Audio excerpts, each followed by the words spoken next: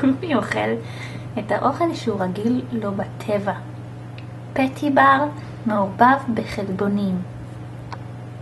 מאוד נהנה, אפשר לראות את הלשון שלו הקטנה. רק רגע.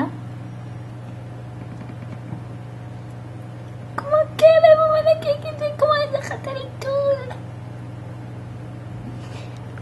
הנה זה עכבר ראש קטן. 12 לרביעי. פומיקי מטייל לו על השולחן החדש בחדר העבודה המעוצב שלנו. הכרחתי אותו לצאת מהכלוב, כי הוא כבר לא עושה את זה. עכשיו בוא נראה מה מעניין אותו באמת.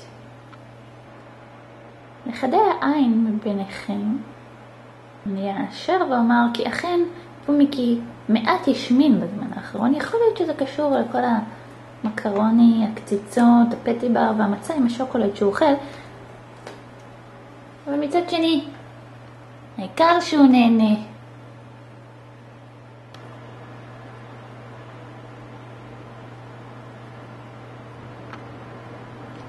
זה בגלל שאתה שמן מדי, אתה לא יכול להשתחל לשם. פומיקי ישן. נכנסתי עכשיו הביתה וזה מה שראיתי. פשוט פוחלץ, שמן.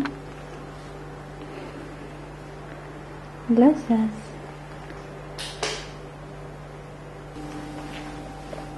מי שמנמן? נראה כמו ארנב. איזה חמודון. הנה. קיבלת מלפפון? כן. זה כל הכבוד שאתה לא אוכל רק דברים משמינים כמו מצה עם שוקולד, ואתה דואג לבריאות שלך, ואתה מוכן לאכול גם סתם מלפפון יבש שנשאר בחוץ כל היום. נכון? נכון? כל הכבוד. בצילומים הבאים, פומיקי ישיל מעצמו לפחות קילו. לפחות קילו אחד. נכון פומיקי? אתה מבטיח? אתה מבטיח להשיל?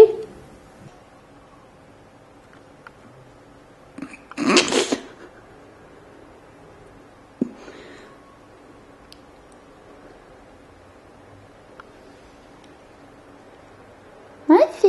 מה זה?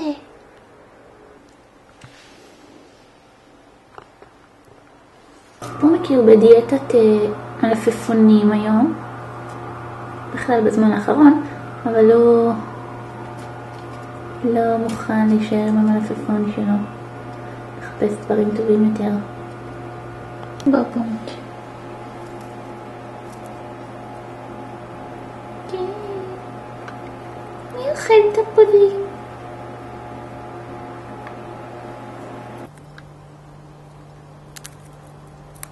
מה אתה אוכל פומיקי השמנמן?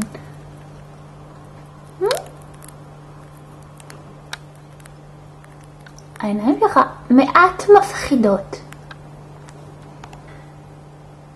כן. בורר לך רק את הדברים הטובים. מה עם העגבניה? זה מאוד בריא.